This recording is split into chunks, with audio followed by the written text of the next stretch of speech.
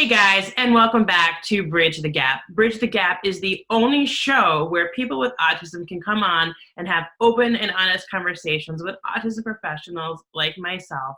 We talk about everything, what people think about autism, whether it's true or not, what things professionals are doing right, what things that professionals are doing wrong, good experiences, bad experiences. We don't hold back, and today is going to be no exception. My name is Jessica Likewise. I'm the CEO of Hope Education Services. I started this show when I found out there was a lot of people in the 90s who received really different type of therapy, and it was giving therapists a really bad name. So I wanted to close that gap between autism professionals and people with autism and come on and just really create an understanding and awareness of what autism is. So I'm so excited to bring on today's guest. She is an amazing individual. She is a person who is diagnosed with autism. She is a neurodiversity advocate. So she'll explain what that means. We haven't had anyone yet bring up that term on the show, but it is an really new and emerging field. And I'm excited to bring her on and explain what that actually means.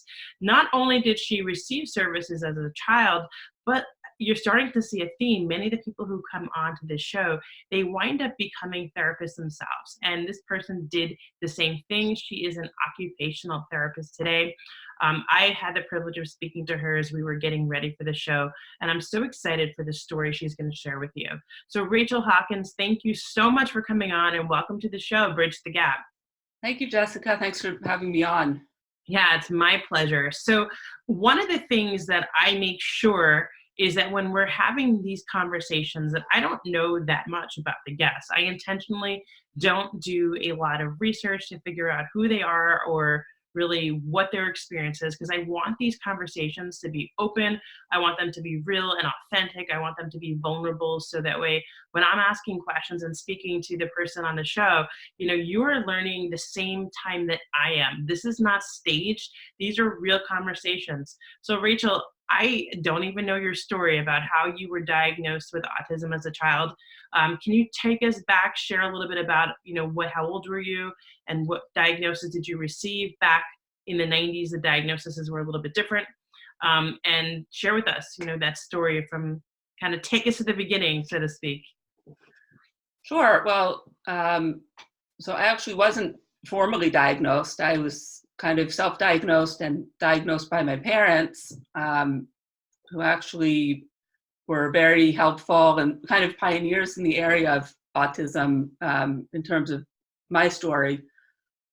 So growing up, I had a lot of, social challenges and sensory issues. For example, my mom tells me that she cut out all of the tags in my shirts.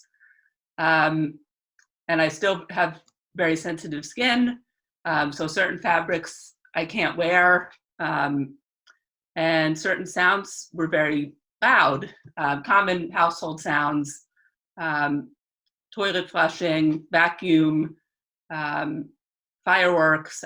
Every night, it's looking back on it, we kind of talk about it, but every night I would ask my parents, is there going to be thunder and lightning and rain tonight? And still, thunder is very, very loud for me.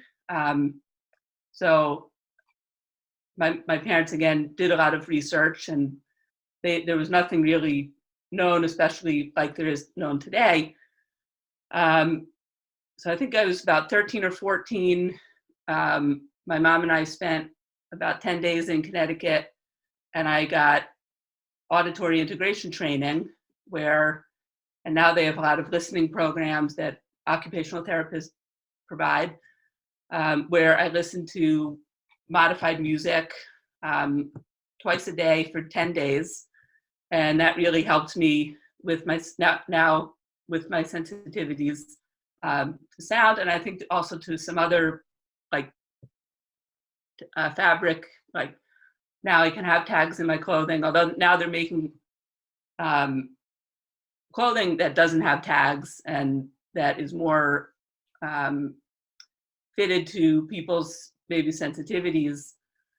I do remember I went to a summer camp, which was great.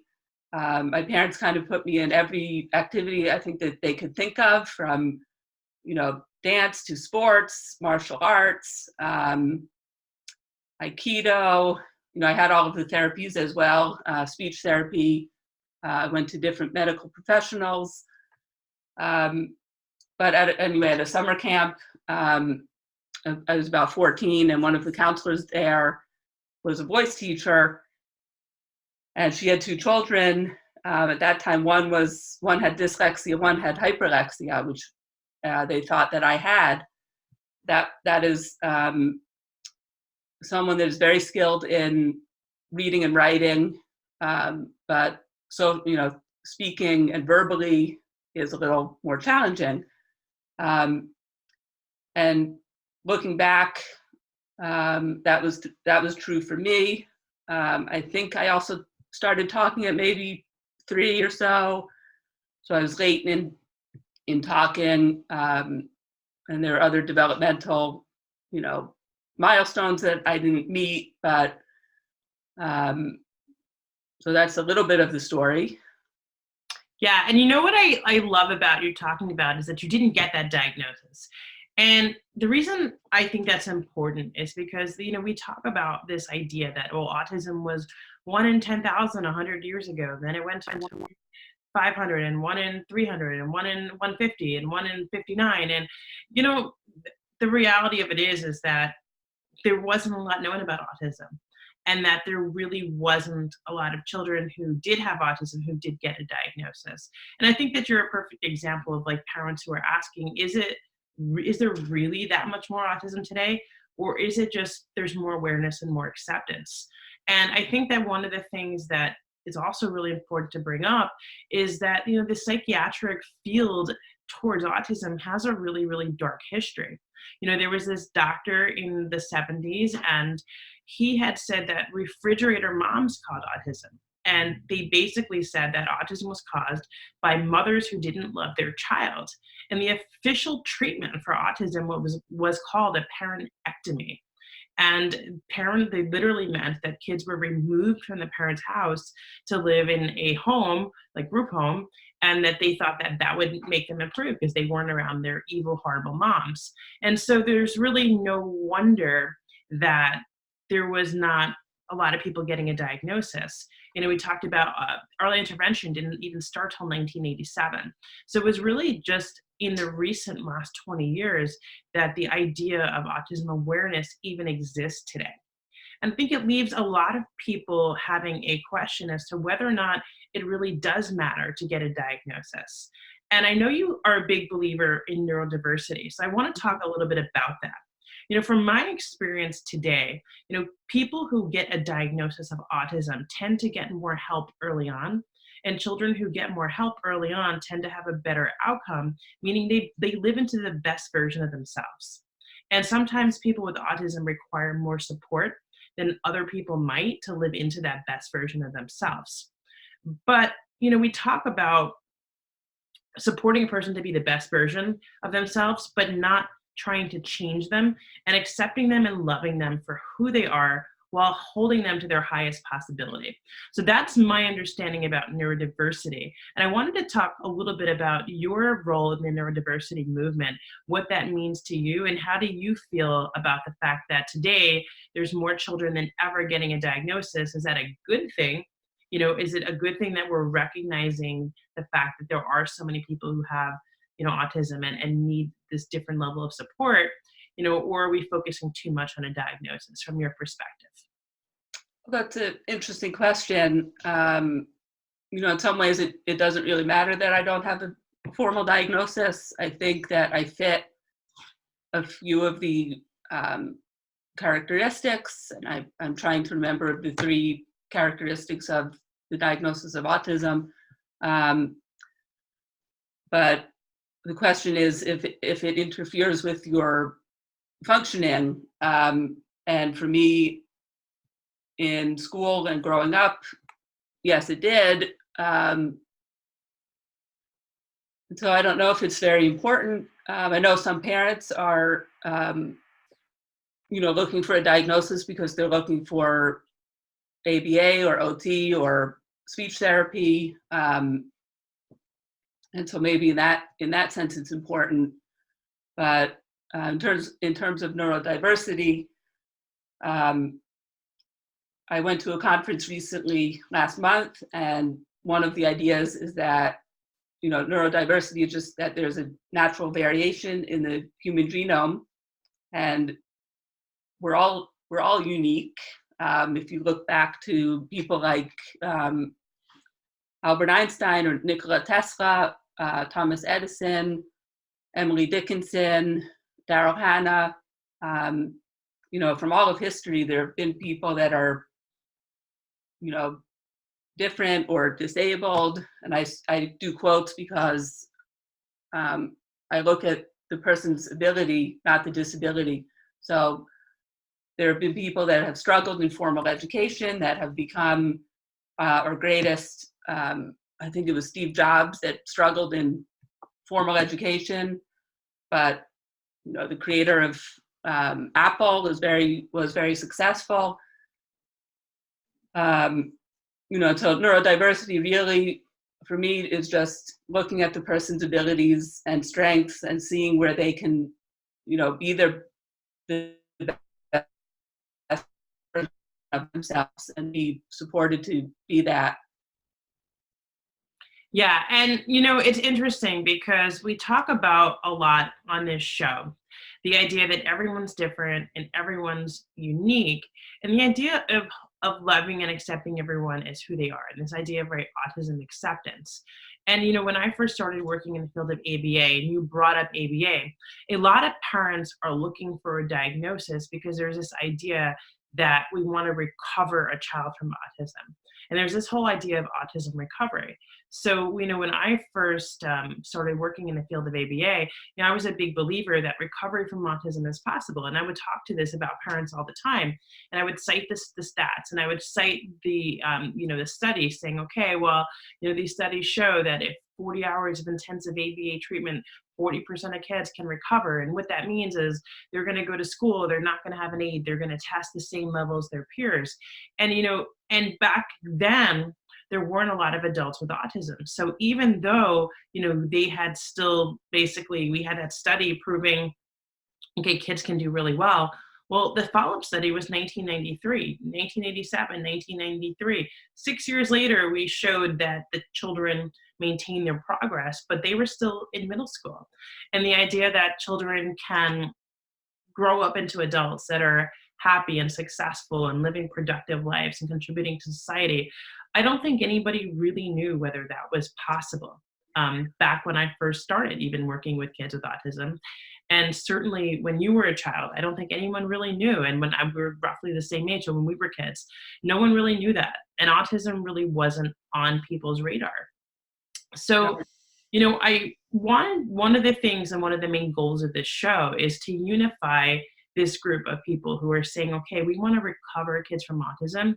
And then we want to accept people exactly how they are. And how is it that we can do a really good job of doing both, helping people and recover in the idea that they're not experiencing difficulties doing everyday tasks, and that they can communicate, that they do have the level of social skills they require to be able to work and be able to have successful relationships, but also loving them and also understanding that everyone thinks differently, that everyone's behavior is different, that people shouldn't be expected to modify their behavior and do things like eat a certain way or hold a pencil a certain way or type a certain way because it pleases some other people. How is it we can do both? And I know you talked about having experiences with me about having really good therapists you connected with and therapists you really didn't connect with. So Right. Some of those therapists that did a really good job of doing that, of holding you in possibility, but accepting you and loving you. Tell us a little bit about that, because those are all the therapists watching the show. Those are the people we want to act like and we want to emulate. Right. Well, I've watched your other Bridge the Gap videos, which are insightful. And I just want to point out that there was a commonality between all of the guests, which was that they were all male. And there is, I think, a 4-to-1 ratio of male to female with autism for different reasons. But the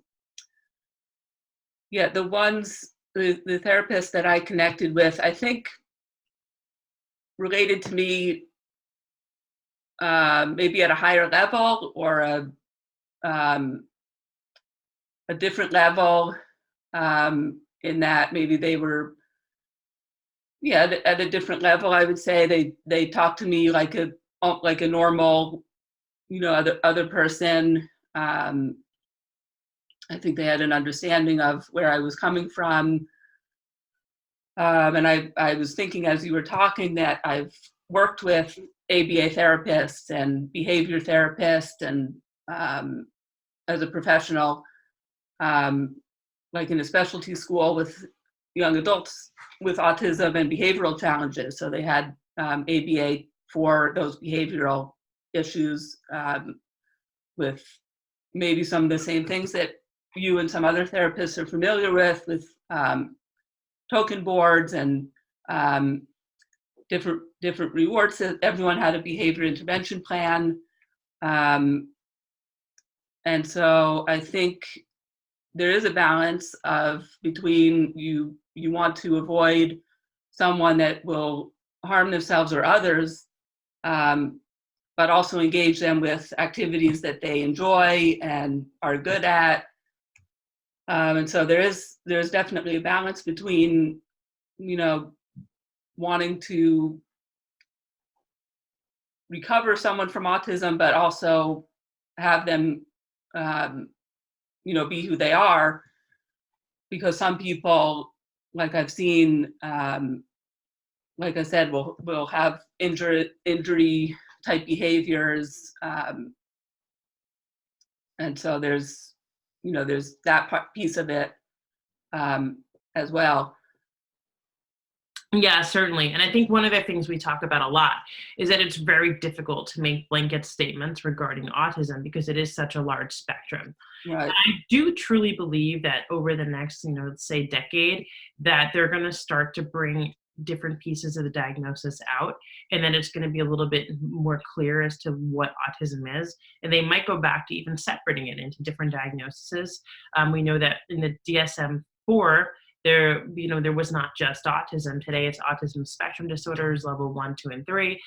Back in the DSM-4, they had Rett syndrome, which was now known to be a genetic mutation. They found the gene for it, so they pulled that out of autism.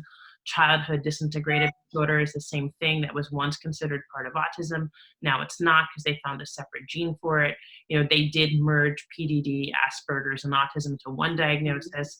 But the reality of it is that when you're looking at autism, you're looking at some people who truly do have very severe disabilities, and they might become adults and they may not learn to be able to use language to communicate. They may not be able to take care of themselves. And I have certainly seen adults that have autism that required around the care, like around the clock care, where someone needs to be with them all the time to keep them safe and to get their needs met. And that's obviously a very extreme condition. And then I have had, people on the show where, where they're interviewing them, and like yourself, you're very eloquent and you're a great speaker, and someone may look at you and may not even realize that you do have autism. So there's certainly like this really kind of huge difference. I do believe that eventually we're going to find the causes, and we're going to find that they are actually different things. That'll be separated out. But I think it creates a lot of confusion today, and it really creates a difficulty for parents. Even in the autism community, parents will fight about, I have a friend of mine who has a relatively high functioning, so to speak, child with autism, and other autism parents will tell her, well, you don't really know what it's like because your kid can talk. And so there's a lot of judgment, and there's a lot of, I think, trouble caused by that. So I think that, again, like having these conversations is really the best way to start solving that problem. Right. And it's interesting because this was years ago, I was in a group in Pennsylvania, where I'm from, where we had someone from every county in the state represent a group of us that were people with autism, or young individuals with autism. I presented back then to a group of support staff who may have been similar to ABA therapists. I'm not really sure, but I presented on kind of what it's like as someone with autism. At that I presented to them, and then I went to the Penn State Autism Conference, where I saw people like you described, where they're not verbal, but they were communicating through a device, and they were typing their thoughts. And I think one of them may have wrote poetry or something like that. But if you first look at him, you might not give him a second chance, because you expect him to be like, you are able to communicate with you verbally and eye contact and all of this. But if you take the time to get to know him, you see that it's very profound. And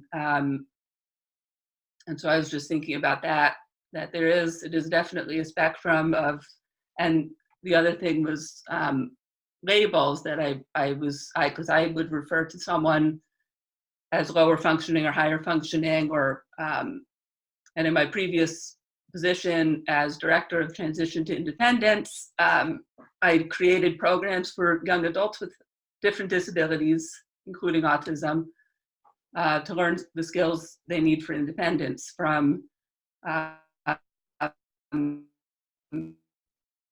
to the grocery store, to learning social skills, to what to do in an emergency.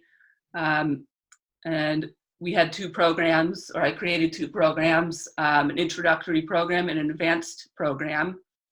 Because I've heard something about labels at this recent neurodiversity conference from another advocate, John Elder Robison, who said that, people like me will talk about being high functioning, but you won't hear someone talk about themselves as low functioning. And it was an interesting take on it, because the people that are potting plants at a festival, or refilling hand sanitizers, or cleaning the floors at a movie theater, those are very important jobs, like the IT jobs are in these companies that have autism hiring programs. And so we look at, what is the person able to do, and what are they good at, and what do they enjoy, and find something for them that fits their strengths and their abilities. Yeah, and everyone, and that's the thing, is that I think that people often will look at someone who appears to be like, and he's like, and I'm putting it in quotes and you're putting in quotes, but this like lower function. I also don't like I like to steer away from those labels. But what you may not see is that person may appear to be lower functioning because they don't have the same skill set you have, but maybe they're incredible piano players, or maybe they are incredible artists, and really profound, like really good, like gifted beyond anything we would ever be able to study and do. It's very difficult to look at that person and say, well, they're lower functioning because they don't have the same skill set that you're born with. And one of the things that I think is really, really important, and I said this today on a Facebook Live on the day we're recording this, not the day this premieres, but the day we were recording this, I said this today on a Facebook Live, is just because a person can't talk, it doesn't mean they have nothing to say. Right. And, I said that in response to someone who asked me in front of a child I work with who has autism, whether or not he's able to think. I said to them, yeah, he can think and he can also feel. And I think that that's really important for people to realize and understand. And I don't know that people know that. And I first, when this experience, I was thinking to myself, like, how could this person possibly do this? And I thought, like, what an evil. And that's what came to my mind, was like, what an evil thing to say. And then I took a step back and I took the judgment out of it. And I said, okay, you know what? This person's actually volunteering her time to do an activity with kids, and an evil person wouldn't do that, right? And I saw this person's children and how they interacted with other kids, and they were really good humans. I said, okay, right. She's obviously a really good mom, right? And she's obviously giving back to her community, so she's not evil. And I said, okay, well, if someone who is so good and has such good intentions is doing things that are so hurtful, there's a problem to be solved. And I really took a step back and said, okay, well, you know what? When I was a kid, I didn't know what autism was. I don't remember ever meeting anyone with autism. I don't remember going to school with anyone with autism. When I was in college, I didn't know what autism was. I didn't even learn what it was until I started volunteering at a church as a children's minister. And I had a boy that I worked that was in one of my Bible classes, and he had autism. And he always used to just pray for chicken nuggets and French fries, and that like he would get Pokemon cards from Santa Claus Right. at Christmas. And I just thought it was really cute. And so for me, that was my first experience with autism. But I was in my 20s, or maybe Mhm. 19, I was 20. I was older, right? And so if people don't know what autism is, if adults genuinely don't know what autism is and genuinely don't know, because this person looks different, do they understand me? Do they have feelings? Do they think? Right. If people really don't know that, well, we have work to do, because if parents don't know, then they're not able to teach their children either. And I think that, today autism, it is more prevalent, it is more common, at least there's more knowledge about it. But I still think there's this really lack of understanding of how people can interact with people with autism in a way that just makes everyone feel loved and supported. So I think that's really one of the main purposes of the show.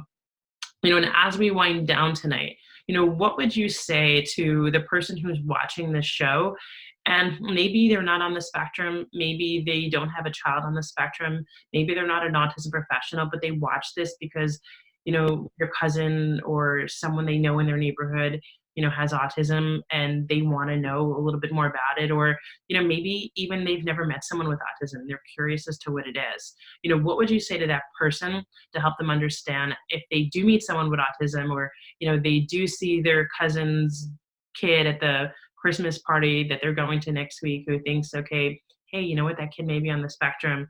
How can they do a really good job of interacting with them and making sure that it's a positive experience for them?